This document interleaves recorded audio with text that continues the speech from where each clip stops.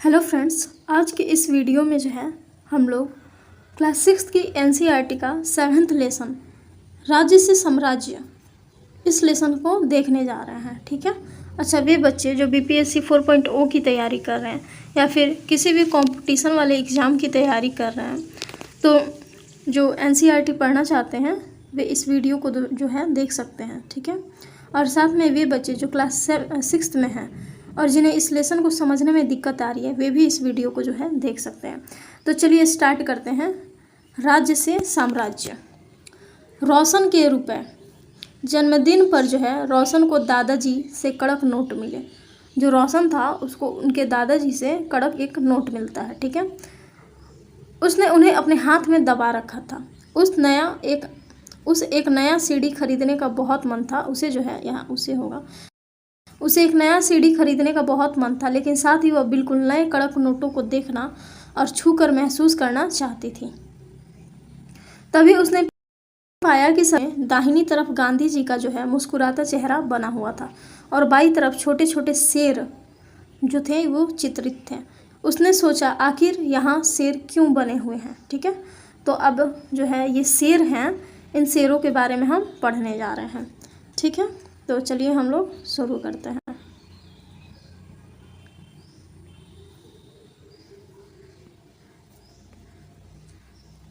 इस अध्याय में रोशन के रुपए वाली सामग्री बच्चे की तस्वीर के साथ लगाएं। ठीक है। हम जिन शेरों के चित्र रुपए पैसों पर देखते हैं उनका एक लंबा जो है इतिहास रहा है। क्या इतिहास रहा है? जो रुपए पैसे पे हमारे जो शेर दिखते हैं उन्हें पत्थरों को काट कर बनाया गया है। ठीक है। और फिर उन्हें सारनाथ में एक विशाल स्तंभ पर स्थापित किया गया। यानी कि पहले इस जो शेर को है पहले काटा गया, पत्थरों पे बनाया गया, देन उसके बाद में सारनाथ में एक स्तंभ है और उस पर ले जाके डाल दिया गया इनको। ठीक है। इतिहास के महानतम राजाओं में से एक अशोक के निर्देश पर इसके जैसे कई स्तंभों और पत्थरों पर अभिलेख उत्कीर्ण जो है किए गए। तो ये किसके निर्देश पे जो है शेरों वाला स्तंभ जो शीर्ष बना था वो किसके निर्देश पर बनाया गया था? तो अशोक के निर्देश पे ये बनाया गया था। ठीक है। इसके पहले कि हम यह जानें कि इन अभिलेखों में क्या लिखा है, यह समझने की कोशिश करें कि उनके राज्य को साम्राज्य क्यों कहा जाता है। ठीक है।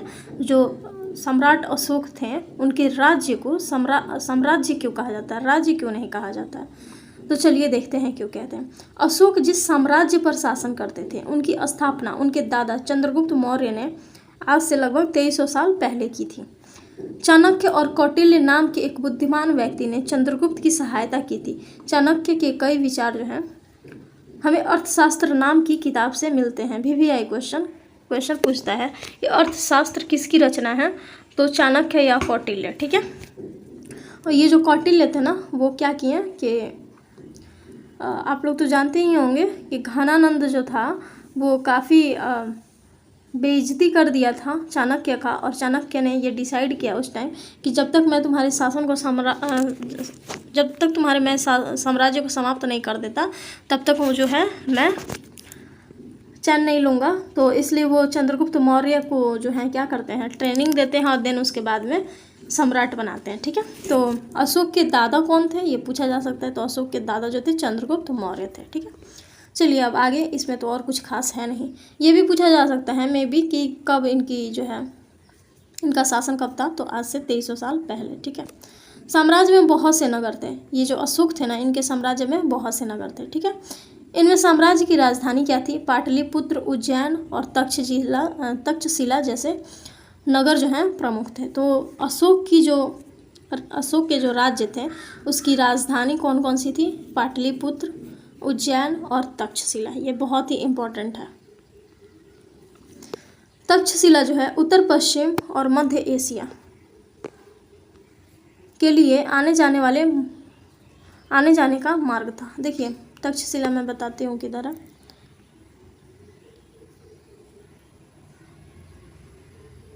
ये है ना भारत और ये पाकिस्तान वाला इलाका, तो यहाँ पे आपको मिल जाएगा तक्षशिला। ठीक है।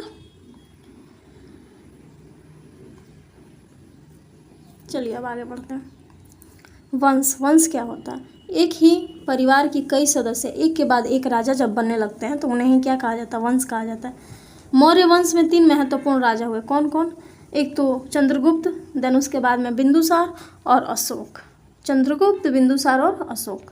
तो सबसे पहले कौन है? चंद्रगुप्त है, देन अशोक है, और सॉरी बिंदुसार है, और तब अशोक है। ठीक है, चलिए आगे देखते हैं।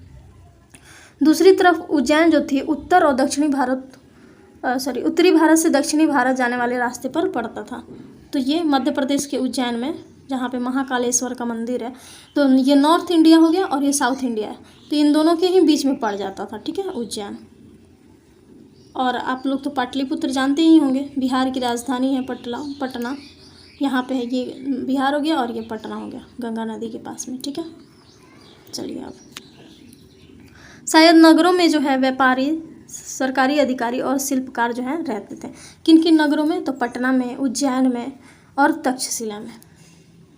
साम्राज्य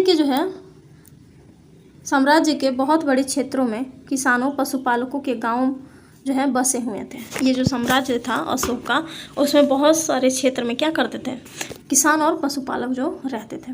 मध्य भारत जैसे इलाकों में ज़्यादातर हिस्सा जो है जंगलों से भरा हुआ था। तो आज भी देखा जाए तो पूरे भारत में सबसे ज़्यादा कहाँ पे जंगल है? तो मध्य प्रदेश में। तो मध्य जो भारत था वहाँ पे सबसे अधिक क्या थे? जंगल से भरे हुए थे। वहाँ पर लोग जो है फल फूल का संग्रहण करते थे और देन उसके बाद में जानवरों का शिकार करके जीविका चलाते थे। साम्राज्य के अलग अलग इलाके में लोग भिन्न भिन्न भाषाएं बोलते थे। अब अभी भी तो पूरे भारत में कितनी, लगभग 800-900 तो ऐसे ही बोलियां जो हैं बोली जाती हैं। ठीक है, वे लोग जो है शायद अलग अलग प्रकार के भोजन करते थे और यहाँ तक कि अलग अलग किस्म की पोशाक भी पहनते थे। ठीक है, अब आइए यहाँ देखते हैं कि उन देशों का नाम बताओ जहाँ अशोक के अभिलेख मिले हैं।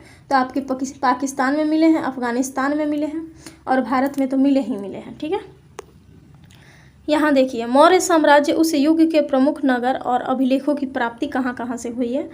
तो यहाँ देखिए आपका मिला है ये पाकिस्तान का इलाका, मनसेहरा, उसके बाद में है शहबाजगढ़ी और तक्षशिला। ठीक है, और यहाँ अफगानिस्तान की बात की जाए तो आपको मिलता है लंपक में और कंधार में। और भारत में तो इतने ढेर सारे जगह हैं जहाँ पे आपको अशोक के अभिलेख मिलते हैं। ठीक, चलिए अब आगे चलते हैं। राज्य साम्राज्य से कैसे भिन्न, यानी कि राज्य जो होता है वो साम्राज्य से कैसे अलग होता है। क्योंकि साम्राज्य राज्यों से बड़े होते हैं, यानी कि ये राज्य हो गया और ये साम्राज्य हो गया, और उनकी रक्षा के लिए बड़ी सेनाओं की ज़रूरत होती है। तो इसके राज्य की रक्षा के लिए तो छोटी सेना चाहिए, बट साम्राज्य की रक्षा के लिए बहुत बड़ी सेना चाहिए। इसलिए सम्राटों को राजाओं की तुलना में ज़्यादा संसाधनों की ज़रूरत होती है। तो राज्य को कम संसाधन चाहिए और इसको ज़्यादा संसाधन चाहिए। इसी कारण उन्हें बड़ी संख्या में जो है कर इकट्ठे करने वाले अधिकारियों की ज़रूरत होती है। तो राज्य को कम कर चाहिए तो कम टैक्स अधिकारी होंगे, और साम्राज्य को ज़्यादा टैक्स चाहिए तो इसलिए यहाँ पे ज़्यादा टैक्स अधिकारी होंगे। ठीक है, आई होप आप लोगों को बहुत अच्छे से समझ में आ रही होगी और कोई दिक्कत भी नहीं आ रहा होगा समझने में।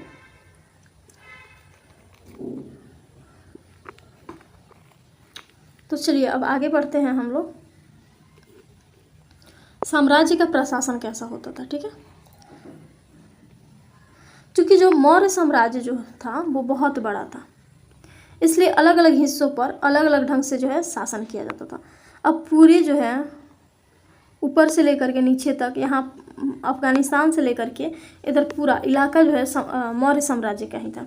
पाटलिपुत्र और उसके आसपास के इलाकों पर सम्राट सीधा नियंत्रण करता था। यहाँ पे आपका बिहार हो गया, तो बिहार वाले इलाके, पाटलिपुत्र वाले इलाके पे जो है सम्राट जो है स्वयं ही नियंत्रण कर लेता था। इसका मतलब यह हुआ कि इस इलाके के गांव और शहरों के किसानों, पशुपालकों, शिल्पकारों और व्यापारियों से कर इकट्ठा करने के लिए जो है राजा अधिकारियों को नियुक्त करता था। तो यहाँ से जो टैक्स लेना था लोगों से, तो इसके लिए जो है सम्राट जो है खुद ही टैक्स नहीं लेता था, बल्कि इसके लिए एक टैक्स अधिकारी रखा था जो यहाँ से के लोगों से जा कर के टैक्स वसूलता था। ठीक है, जो राजा के आदेशों का उल्लंघन करते थे अधिकारी उनको सजा भी देते थे। तो जो राजा कोई जो है क्या कर दिया, कोई काम बोल दिया या फिर कोई नियम लागू कर दिया और कोई लोग जो है वहाँ की जनता यदि उस नियम का पालन नहीं करिए तो उस अधिकारी का काम होता था कि वो उसको सजा दे। इनमें से कई अधिकारियों को वेतन भी दिया जाता था। तो सम्राट अशोक के टाइम पे जो अधिकारी होते थे उनमें से कई अधिकारी ऐसे थे जिनको वेतन दिया जाता था। संदेश वाहक, ये इम्पोर्टेंट है। संदेश वाहक एक जगह से दूसरी जगह घूमते रहते थे और राजा के जासूस अधिकारियों के क्रियाकलाप पर नज़र रखते थे। तो पूछ सकता है कि अशोक के समय में जो संदेश वाहक थे उनका क्या काम था? तो एक जगह से दूसरी जगह पर घूमना। देन उसके बाद में जासूस का क्या काम था? तो अधिकारियों पर नज़र रखना इसका काम था। अभी भी देखा जाता है कि जासूस जैसे कि आपके रॉ वाले हो गए, तो ये सभी क्या करते हैं? एक दूसरे पर नज़र रखते हैं। ठीक है, इन सब के ऊपर जो था वो सम्राट था, यानी कि ये सम्राट हो गया। देन इसके बाद में ढेर सारे अधिकारी हो गए, जासूस हो गए, उसके बाद में संदेश वाहक हो गए, फिर टैक्स वाले हो गए। ठीक है, और इन सब के ऊपर कौन था? सम्राट था। इन सब के ऊपर सम्राट था जो राज परिवार एवं वरिष्ठ मंत्रियों की सहायता से सब पर नियंत्रण रखता था। तो ये राजा जो है सबकी मदद से जो है एक दूसरे पर नियंत्रण रखता था। मौर्य साम्राज्य के भीतर कई छोटे प्रांत थे। तो ये जो मौर्य साम्राज्य है इसके अंतर्गत जो है कई छोटे छोटे प्रांत थे। इन पर तक्षशिला या उज्जैन जैसी प्रांतीय राजधानियों का शासन किया जाता था। तो मतलब पूरे भारतवर्ष पे एक आदमी का कंट्रोल करना बहुत ही मुश्किल था। तो उस टाइम पे, अशोक के टाइम पे, तो क्या किया गया कि तक्षशिला, उज्जैन और पाटलिपुत्र, ये 3 जगह थे। पटना से तो वो खुद ही डायरेक्ट देख लेता था, राजा ही, अशोक ही। देन उसके बाद में आपका जो है उज्जैन से और तक्षशिला से क्या करता था कि इसको प्रांतीय राजधानी बना दिया था और यहाँ से छोटे छोटे प्रांत डिवाइड कर दिए थे और इनको जो है तक्षशिला को और उज्जैन को प्रांतीय राजधानी बना दिया था। ठीक है, चलिए आगे बढ़ते हैं। कुछ हद तक पाटलिपुत्र से इन क्षेत्रों पर नियंत्रण रखा जाता था। थोड़े बहुत जैसे कि अच्छा अभी के टाइम में कैसे कि एक सेंट्रल गवर्नमेंट है, देन स्टेट गवर्नमेंट है। तो सेंट्रल गवर्नमेंट कुछ हद तक तो नियंत्रण रखती है, वही हाल है इस टाइम पे भी। अक्सर जो है राजकुमारों को वहाँ का राज्यपाल बनाकर भेजा जाता था। तो जो आप लोगों ने कोई सीरियल देखे होंगे चंद्रगुप्त मौर्य का या फिर अकबर का, तो क्या होता था कि जितने भी राजकुमार होते थे उनको अलग अलग जगहों पर जो है भेज दिया जाता था गवर्नर बना के, और वहाँ पर वो देख रेख करते थे। तो ये वही सिस्टम यहाँ पे भी था। लेकिन ऐसा लगता है कि इन जगहों पर स्थानीय परंपराओं और नियमों को ही माना जाता था। सही बात है। अब कहीं पे आदिवासी इलाका है, जैसे कि मध्य प्रदेश वाला जो इलाका था उज्जैन वाला, वहाँ पे मध्य भारत वाला, वहाँ पे जंगल बहुत ज़्यादा थे। तो वे अपने जो भी कल्चर को फॉलो करते थे वे ही करते रहते थे। ऐसा नहीं है कि वहाँ के कल्चर को भी चेंज कर दिया जाता था। ठीक है, प्रादेशिक केंद्रों के बीच विस्तृत क्षेत्र थे। जो प्रादेशिक केंद्र थे उनके बीच में जो है काफ़ी विस्तृत क्षेत्र थे। इनके इलाकों में मौर्य शासक सिर्फ मार्गों और नदियों पर नियंत्रण रखने की कोशिश करते थे जो कि आवागमन के लिए महत्वपूर्ण थे। तो जो प्रादेशिक क्षेत्र थे, ठीक है, प्रादेशिक केंद्र जैसे कि तक्षशिला हो गया, उज्जैन हो गया, तो इन सभी पे भी कैसे कंट्रोल रखते थे? तो इन सभी के यातायात वाले जो आवागमन वाले जो इलाके थे ना, जैसे कि मार्ग, नदियों, इन सभी चीज़ों पर भी कंट्रोल रखने की कोशिश करते थे। यहाँ से उन्हें जो भी संसाधन कर और भेंट के रूप में मिलते थे उन्हें इकट्ठा किया जाता था। तो यहीं से वे टैक्स ले लेते थे। ठीक है, उदाहरण के लिए अर्थशास्त्र में यह लिखा हुआ है कि उत्तर पश्चिम कंबल के लिए, अर्थशास्त्र में क्या लिखा है कि ये भारत हो गया और ये उत्तर पश्चिम इलाका है, ये कंबल के लिए, और दक्षिण भारत सोना के लिए और कीमती पत्थर के लिए प्रसिद्ध था। तो दक्षिण भारत सोना और कीमती पत्थर के लिए प्रसिद्ध था। देन उत्तर पश्चिम इलाका ठंडा इलाका है, तो यहाँ पे कंबल के लिए प्रसिद्ध था। और ये किस पुस्तक में लिखी गई है? तो ये लिखी गई है आपकी जो है अर्थशास्त्र। जो अर्थशास्त्र है वो किसके द्वारा लिखा गया? ये चाणक्य के द्वारा लिखा गया है। ठीक है, तो चलिए अब हम लोग आगे चलते हैं। संभव है कि संसाधन नजराने के रूप में इकट्ठे किए जाते थे। जो भी संसाधन होते थे ना वो नजराने के रूप में इकट्ठे किए जाते थे। जैसे कि मानते हैं कहीं से लकड़ी ही मंगाना है या फिर हाथी मंगाना है, तो ये नजराना के रूप में ले लिया जाता था।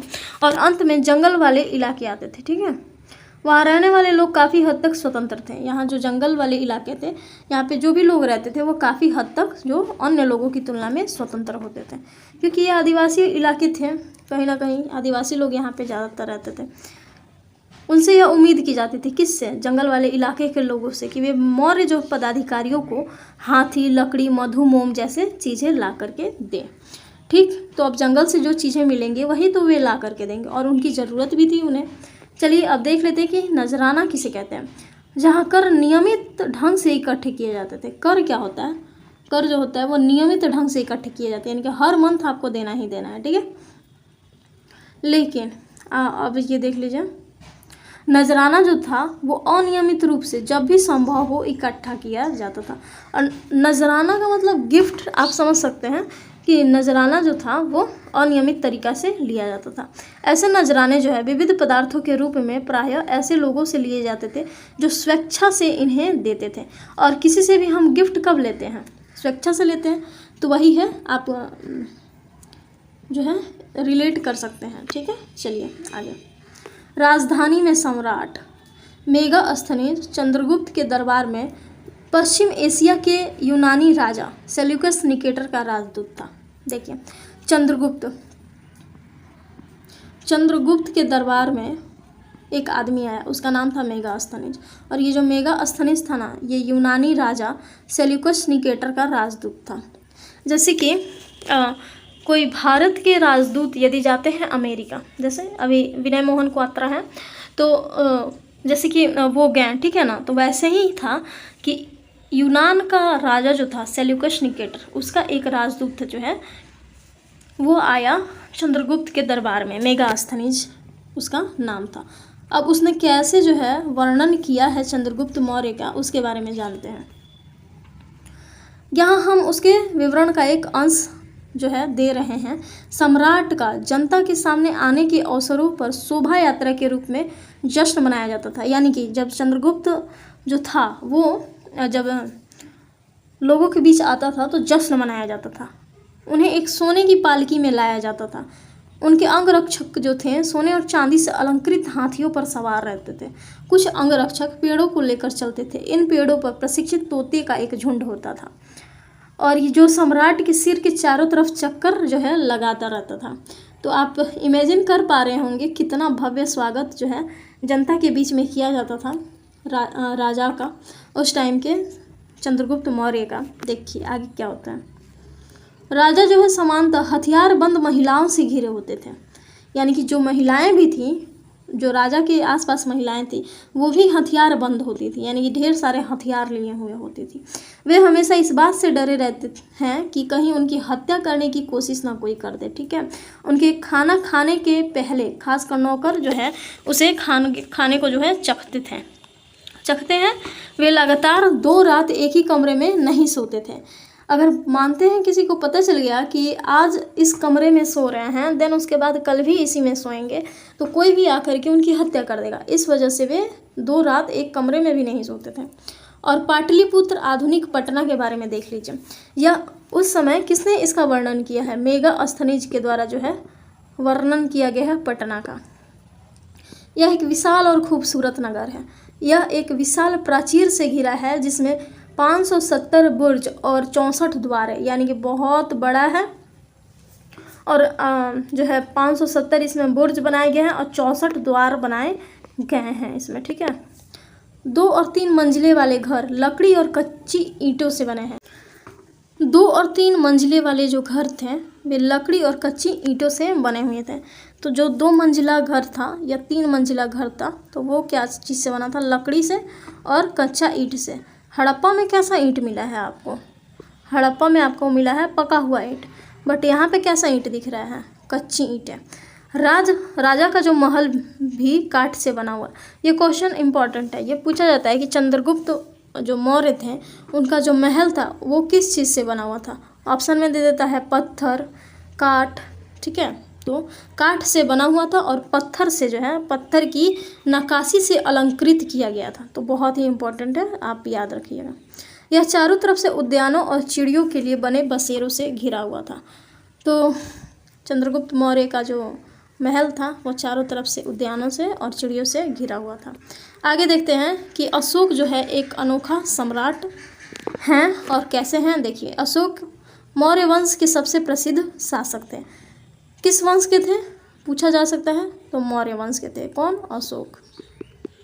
चलिए आगे। वह ऐसे पहले शासक थे जिन्होंने अभिलेखों के द्वारा जनता तक अपने संदेश जो है पहुंचाने की कोशिश की। तो अशोक जो हैं अपने जो पहले शासक थे, इनके पहले कौन कौन आए? चंद्रगुप्त मौर्य, देन उसके बाद में आए बिंदुसार। लेकिन इन दोनों में से किसी ने भी, या फिर इवन कहा जाए कि जितने भी इसके पहले राजा आए थे उनमें से किसी ने भी अभिलेख के द्वारा जो है जनता तक अपना संदेश पहुंचाने की कोशिश नहीं की। आगे, अशोक के जो ज़्यादातर अभिलेख हैं प्राकृत भाषा और ब्राह्मी लिपि में लिखे गए। ये बहुत ही इम्पोर्टेंट है कि अशोक के अभिलेख किस भाषा में और किस लिपि में हैं, तो प्राकृत भाषा और ब्राह्मी लिपि में है। अशोक का कलिंग युद्ध, कलिंग जानते हैं आप कहाँ है? कलिंग आपका उड़ीसा में है। चलिए, कलिंग तटवर्ती उड़ीसा का प्राचीन नाम है, यानी कि जो सीमा वाला तटवर्ती सीमा वाला जो उड़ीसा का इलाका है उसका नाम था कलिंग, प्राचीन नाम। अशोक ने कलिंग को जीत लेने के लिए एक युद्ध लड़ा। आप लोगों में से बहुत सारे बच्चे होंगे जो जानते होंगे कि कलिंग का युद्ध हुआ था, जिसके बाद से जो है अशोक नहीं रहता है और वो उसका जो है हृदय परिवर्तित हो जाता है। लेकिन युद्ध जनित जो हिंसा और खून खराबा देखकर उन्हें युद्ध से वितृष्णा हो गई। उन्होंने निर्णय लिया कि वे भविष्य में कभी भी युद्ध नहीं करेंगे। तो जब युद्ध होता है और बहुत ढेर सारे लाखों व्यक्ति जो है मृत हो जाते हैं, उसके बाद में चारों तरफ खून की नदियाँ बह जाती हैं और कई लोग जो है घायल हो जाते हैं, कितने हजारों लोग, कितने लाखों लोग, और कितनी माताएं बहनें विधवा हो जाती हैं, कितने के घर उजड़ जाते हैं, कितने में कोई कमाने वाला नहीं रहता। तो इन सब चीज़ों को देख करके जो है अशोक जो है वो युद्ध से जो है उनका जो है लगाव जो है ख़त्म हो जाता है और फाइनली वो डिसाइड करते हैं कि वो अब कभी भी युद्ध नहीं करेंगे। यहाँ पे मैंने कुछ जानकारियाँ जो हैं अलग से लिखी हैं कि 13वें शिलालेख में कलिंग युद्ध का वर्णन है। ठीक है, अच्छा, शिलालेख को ही अभिलेख कहते हैं। शिला यानी कि पत्थर, और पत्थर पे जो लिखा गया उसको शिलालेख कहते हैं। कलिंग युद्ध का वर्णन करता हुआ अशोक का एक अभिलेख, अपने एक अभिलेख में अशोक ने यह बात कही, कौन सी बात कही, कि राजा बनने के 8 साल बाद मैंने कलिंग विजय की। VVI क्वेश्चन पूछा जाता है कि राजा बनने के कितने वर्ष बाद अशोक ने कलिंग का युद्ध लड़ा, तो 8 साल बाद। लगभग 1.5 लाख लोग बंदी बना लिए गए, 1 लाख से ज़्यादा लोग मारे गए। इससे मुझ पर अपार जो है दुख हुआ। क्यों? जब किसी स्वतंत्र देश को जीता जाता है तो लाखों लोग मारे जाते हैं और बहुत सारे जो है बंदी बनाए जाते हैं। इसमें ब्राह्मण और श्रमण भी मारे जाते हैं। जो लोग अपने सगे संबंधियों और मित्रों को बहुत प्यार करते हैं तथा दासों और मृतकों के प्रति दयावान होते हैं, वे भी युद्ध में या तो मारे जाते हैं या अपने प्रियजनों को खो देते हैं। इस कारणवश इनको जो है दुख होता है। इसलिए मुझे जो है पश्चाताप हो रहा है। मैंने धर्म पालन करने एवं दूसरों को इसकी शिक्षा देने का निश्चय किया है। मैं मानता हूँ कि धर्म का अर्थ क्या होता है? धर्म, जिसको धर्म बोला जाता है, संस्कृत में धर्म को धम कहते हैं। आगे हम लोगों को मिल जाएगा ये बात। तो धर्म के माध्यम से लोगों का दिल जीतना बलपूर्वक विजय पाने से ज़्यादा अच्छा। इनके कहने का अर्थ है कि प्रेम पूर्वक जो है किसी व्यक्ति का दिल जीत लेना जो ज़बरदस्ती बलपूर्वक जो है विजय पाने से ज़्यादा बेहतर है। मैं यह अभिलेख भविष्य के लिए एक संदेश के रूप में इसलिए उत्कीर्ण करा रहा हूँ कि मेरे बाद के मेरे बेटे और पोते भी युद्ध ना करें। और फिर इसके बाद में जो है अशोक के बाद में जो इनके बेटे आते हैं वो भी जो है इन धर्म का पालन करते हैं और जगह जगह पे जा करके, खास करके श्रीलंका, इन सभी इलाकों में जा करके बौद्ध धर्म का प्रचार प्रसार भी करते हैं। अच्छा, यहाँ मिल गया आपका धम संस्कृत शब्द धर्म का प्राकृत रूप है। तो पूछा जा सकता है कि जो धम शब्द है उसका अर्थ क्या होता है? तो धर्म होता है, और ये किसका प्राकृत रूप है? तो संस्कृत का प्राकृत रूप है। तो चलिए आगे चलते हैं। उत्कृष्ट पॉलिश वाले जो पत्थर हैं, पत्थर की इस मूर्ति को देखिए। किसको? इसको। कितनी खूबसूरत और बेहतरीन तरीके से बनाई गई ये पत्थर की मूर्ति है। बिहार के रामपुरवा में मिले यह मौर्यकालीन स्तंभ का हिस्सा है। जो मौर्य काल के टाइम पे एक स्तंभ बनाया गया था उसका एक हिस्सा है। अभी इसे राष्ट्रपति भवन में रखा गया है। ठीक है। अशोक का धम्म क्या था? अशोक जो है वो धम्म, किसको धम्म कहते हैं? अशोक। तो चलिए देखते हैं कि अशोक के अनुसार धम्म क्या है। अशोक के धम्म में किसी देवता की पूजा अथवा किसी कर्म कांड की आवश्यकता बिल्कुल भी नहीं थी। आप किसी देवता की ना ही पूजा कीजिए और ना ही किसी कर्म कांड को अपनाइए, ऐसा बिल्कुल भी नहीं कहते थे अशोक अपने धम्म में। उन्हें लगता था कि जैसे जो है पिता अपने बच्चों को अच्छे व्यवहार की शिक्षा देते हैं, वैसे ही उनका कर्तव्य था कि अपनी प्रजा को निर्देश दें। यानी कि जैसे अपने माता पिता जो होते हैं वो बच्चों को अच्छे संस्कार देते हैं, वैसे ही उनका मानना था कि उनका भी कर्तव्य है कि वे अपने प्रजा को जो है अच्छा निर्देश दें। वे बुद्ध के उपदेशों से भी प्रेरित हुए थे। ऐसी कई समस्याएं थी जिनके लिए उनमें जो है संवेदना थी। उनके साम्राज्य में अलग अलग धर्मों को मानने वाले लोग थे और इससे कई बार जो है टकराव पैदा हो जाता था। ऑब्वियस बात है, प्राचीन समय से ही हम देखते हैं कि हमारे भारत में जो है कई प्रकार के धर्म के लोग हैं। ठीक है। आप चाहे हिंदू, मुस्लिम, सिख, ईसाई, बौद्ध, जैन, पारसी, यहूदी, कोई भी आप देख ले, सभी धर्म के लोग जो हैं भारत में हैं। जानवरों की बलि जो है चढ़ाई जाती थी। दासों और नौकरों के साथ क्रूर व्यवहार जो है किया जाता था। इसके अलावा परिवार व पड़ोसियों के बीच में झगड़े होते रहते थे। अशोक ने यह महसूस किया कि इन समस्याओं का निदान उनका कर्तव्य है। क्योंकि ये अशोक का जो है साम्राज्य है, तो उन्हीं का कर्तव्य है कि वे इन चीज़ों का निपटारा करें। इसलिए उन्होंने धम्म महामात नाम के अधिकारियों की नियुक्ति की, जो जगह जगह जाकर धम्म की शिक्षा देते थे। VVI क्वेश्चन पूछा जा सकता है कि अशोक ने धम्म की शिक्षा देने के लिए या फिर धम्म का प्रचार करने के लिए जगह जगह पर जा कर के एक अधिकारी का गठन किया, अधिकारी की नियुक्ति की, तो वो उस अधिकारी का नाम क्या है? तो धम्म महामात। या फिर ये भी पूछा जा सकता है कि धम्म महामात का अर्थ क्या होता है, और उसमें ऑप्शन वाइज दिया रहा है। इसके अतिरिक्त अशोक ने अपने संदेश कई स्थानों पर शिलाओं और स्तंभों पर जो है खुदवाएं। अधिकारियों को यह निर्देश जो है दिया गया कि वे राजा के संदेश को उन लोगों तक पढ़कर सुनाएं जो खुद पढ़ नहीं सकते थे। यानी कि अशोक ने अधिकारियों को यह निर्देश दिया कि आप पढ़ के बोल के लोगों तक पहुंचाइए इन विचारों को। अशोक ने धम्म के विचारों को प्रसारित करने के लिए सीरिया, मिस्र, ग्रीस में दूत भेजे। बहुत ही इंपॉर्टेंट क्वेश्चन पूछा जा सकता है कि अशोक ने अपने धम्म के विचारों को प्रसारित करने के लिए कहाँ कहाँ दूत भेजे? तो सीरिया, मिस्र और ग्रीस। ग्रीस यानी कि आधुनिक आप उस तत्कालीन यूनान जो है ना, वो आप जान सकते हैं। मिस्र आपका जो है अफ्रीका में पड़ता है, इजिप्ट जिसको बोलते हैं, और सीरिया वाला इलाका जो है आपका UAE की साइड में आ जाएगा। ठीक है। अपने जो है पुत्र महेंद्र और पुत्री संघमित्रा को इसी कार्य हेतु उन्होंने श्रीलंका भेजा। ये भी क्वेश्चन बहुत ही इंपॉर्टेंट है। तो यहाँ से हम लोगों ने क्या देखा कि धम्म के प्रचार करने के लिए उन्होंने एक धम्म महामात्र नामक अधिकारी की नियुक्ति की।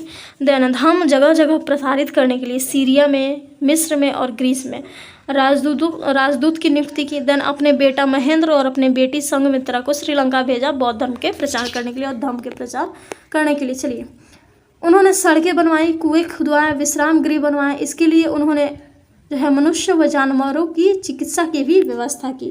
VVI। ठीक है। अपनी प्रजा के लिए अशोक का संदेश क्या था? तो लोग विभिन्न अवसरों पर अनुष्ठान करते हैं। ठीक है। उदाहरण के लिए जब वे बीमार होते हैं तब उनके जब आदमी बीमार हो जाता है, और या फिर उनके बच्चे का जब विवाह होता है, बच्चे के जन्म पर, और जब यात्रा जो है शुरू करते हैं, तब वे विभिन्न तरह के जो है अनुष्ठान करते हैं। ये कर्म कांड जो है किसी काम के नहीं है। इसके बदले यदि लोग दूसरी रीतियों को माने तो वह ज़्यादा फलदायी होगी। ये मैं नहीं कह रही, ये जो है अशोक के धम्म में लिखे गए कुछ बातें हैं। ठीक है।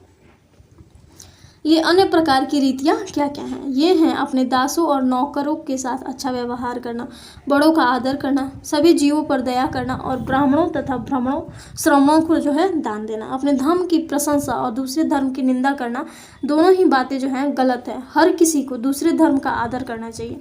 बिल्कुल सही बात कह रहे हैं। यदि कोई अपने धर्म की बड़ाई और दूसरे धर्म की बुराई करता है तो वह वास्तव में अपने धर्म को ज़्यादा नुकसान पहुंचा रहा है। इम्पॉर्टेंट है ये लाइन। किसने अपने अभिलेखों में खुदवाए कि यदि कोई व्यक्ति अपने जो है धर्म की बड़ाई और दूसरे धर्म की बुराई करता है तो वास्तव में वो अपने ही धर्म की जो है क्या करता है, को हानि पहुंचाता है। तो ये अशोक के अभिलेख से आपको मिलते हैं। अब आते हैं हम लोग ब्राह्मी लिपि के बारे में। आधुनिक भारत में जो ज़्यादातर लिपियां हैं वो पिछड़े सैकड़ों वर्षों में ब्राह्मी लिपि से उत्पन्न हुई हैं। यानी कि जितनी भी लिपियां हैं भारत में प्रचलित, वो किस लिपि से जो है क्या हुई हैं, उन्नत हुई हैं, तो ब्राह्मी लिपि से उत्पन्न हुई हैं, माफ़ कीजिएगा, उत्पन्न हुई हैं, तो ये ब्राह्मी लिपि से। नेहरू ने अशोक के अभिलेखों के बारे में लिखा है कि उनके धर्म आदेश आज भी हमसे एक ऐसी भाषा में बात करते हैं, यानी कि सरल लैंग्वेज में बात करते हैं, जिन्हें हम समझ सकते हैं और जिनसे हम बहुत कुछ सीख सकते हैं। ये ओल्ड NCERT के कुछ फैक्ट्स थे जिसे जो मैंने हैं जो ऐड किया है, ठीक है। ये देखिए, ये ब्राह्मी लिपि आरंभिक लिपि में है, ये देवनागरी में है, ये बांग्ला में है, ये मलयालम में और ये तमिल में है, ठीक है। चलिए अब हम आ जाते हैं क्वेश्चन आंसर पे। रिक्त स्थानों को भरो। जहाँ पर सम्राटों का सीधा शासन था वहाँ अधिकारी क्या करते थे, कर वसूलते थे, और जहाँ पे सीधा शासन नहीं था वहाँ पे अधिकारी कर वसूलते थे नहीं, वहाँ पे नजराना लिया जाता था, ठीक है। चलिए आगे। राजकुमारों को अक्सर प्रांतों में क्या, गवर्नर के रूप में भेजा जाता था। मौर्य शासक आवागमन के लिए महत्वपूर्ण मार्गों और नदियों पर नियंत्रण रखने का जो है प्रयास करते थे। प्रदेशों में रहने वाले लोग मौर्य अधिकारियों को कर दिया करते थे, जो प्रदेश में रहते थे वे कर दिया करते थे, ठीक है। अब सही गलत बताना है। उज्जैन उत्तर पश्चिम की तरफ आवागमन के मार्ग पर था। आप याद कीजिए, उज्जैन का मैप मैंने कहाँ बताया, यहाँ मध्य प्रदेश में उज्जैन, और जबकि तक्षशिला कहाँ है, उत्तर पश्चिम में। तो इसका आंसर क्या हो जाएगा, तक्षशिला हो जाएगा, और ये स्टेटमेंट गलत हो जाएगा। आधुनिक पाकिस्तान अफगानिस्तान के इलाके मौर्य साम्राज्य के अंदर थे, बिल्कुल थे। यहाँ तक्षशिला आप देख सकते हैं, उधर कंधार में भी आप जो है अभिलेख देख सकते हैं। तो ये क्या थे, मौर्य शासक के ही तो अंतर्गत थे, ठीक है। चंद्रगुप्त के विचार अर्थशास्त्र में लिखे हैं, बिल्कुल भी नहीं। किसके विचार लिखे गए हैं, इसमें लिखे गए हैं चाणक्य के विचार अर्थशास्त्र में। और पता है, अर्थशास्त्र में ही सबसे पहले संप्रभुता जो होती है ना, सोवर्निटी, उसका कॉन्सेप्ट दिया गया है, ठीक है। कलिंग बंगाल का प्राचीन नाम था, नहीं, उड़ीसा का प्राचीन नाम था कलिंग, और वो भी कैसा, तटवर्तीय इलाका का जो उड़ीसा था उसका। अशोक के ज़्यादातर अभिलेख ब्राह्मी लिपि में हैं, बिल्कुल, ब्राह्मी लिपि और प्राकृत भाषा में अशोक के अभिलेख लिखे गए हैं। तो आई होप आप लोगों को ये वीडियो काफ़ी पसंद आई होगी। यदि पसंद आई है तो लाइक शेयर एंड सब्सक्राइब कीजिए। Thank you.